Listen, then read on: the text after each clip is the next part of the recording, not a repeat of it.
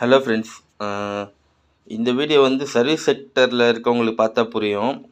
எப்சனில் வர இந்த model L3010, இதுக்கு அடுத்தது L3210 சொல்லி ஒரு மாடல் வந்தது.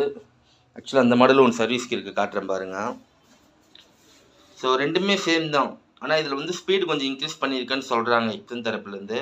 ஆனால் இதில் நான் பார்க்குற ஒரு பெரிய அப்டேட் என்னென்னா, இந்த கேரேஜுக்கு மேலே வர கவர். ஸோ இந்த சீரீஸில் பார்த்தீங்கன்னா இந்த கவர் இருக்காது. ஆனால் அதுவே இந்த L3200 சீரீஸில் இந்த கவர் வந்து இருக்கும். இந்த கவர் வந்து எதுக்காக வருது அப்படின்றத வந்து பார்ப்போம். ஸோ திருப்பி அந்த பிரிண்டர்கிட்டே போயிடலாம். இப்போ வந்து இந்த பிரிண்டரில் வந்து 4 கலர் வரும். இந்த 4 கலரில் ஒரு கலர் மட்டும் எனக்கு என்ன எவ்வளோ க்ளீன் பண்ணாலும் வர மாட்டேங்குது. இங்க்கு வந்து இந்த இதுலேருந்து உள்ளே போகவே மாட்டேங்குது. ஃப்ளஷிங் குத்தா கூட இங்க்கு ஃப்ளஷிங்கே போக மாட்டேங்குது. எதனால் இது போல், எதனால் இந்த அலைன்மெண்ட் வரல? ஹெட்டு ப்ராப்ளமா? ஹெட்டு பிளாக்கும் இல்லை. நம்ம கழட்டி ஹெட்டு செக் பண்ணால் ஹெட்டில் பிளாக்கும் இல்லை, ஆனால் ஏன் போக மாட்டேங்குது அப்படின்னு பார்த்தீங்கன்னா, இந்த மாதிரி மேலே கவர் இல்லாமல் இருக்கிறதுல இப்போ நான் கழட்டி விட்டுட்டேன் இந்த இன்ஜெக்டரை, தெரியுதுங்களா? இப்போ இதெல்லாம் வந்து நல்லா லாக் ஆகிருக்கு. இது மட்டும் மேலே லைட்டாக இருக்குது.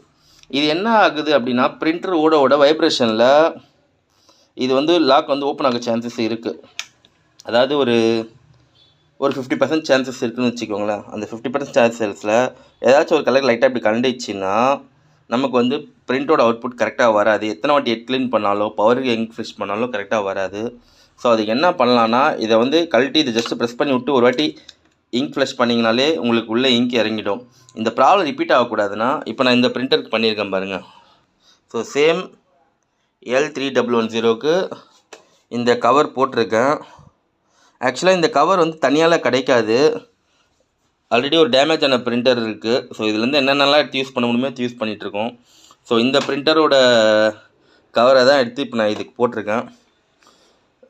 ஒரு வேளை இந்த மாதிரி கவர் கிடைக்கல, இது வந்து ஒரு ஐடியாவை தான் சொல்கிறேன். இது வந்து எதனால் இந்த வீடியோ போடுறேன்னா, ஹெட்டு நல்லா தான் இருக்குது, ஆனாலும் இங்க் ஏன் எடுக்க மாட்டேங்குதுன்னா, இந்த இன்ஜெக்டர் லைட்டாக கழண்டு இருக்கும். சம்டைம்ஸ் நம்ம லாக் பண்ணிவிட்டு கூட விட்டுருவோம். ஒரு 2 பிரிண்ட் வந்தோடனே திருப்பி இது லூஸ் ஆகிட்டு வந்துடும். ஸோ அதனால் இதை ஒரு வாட்டி செக் பண்ணிக்கோங்க.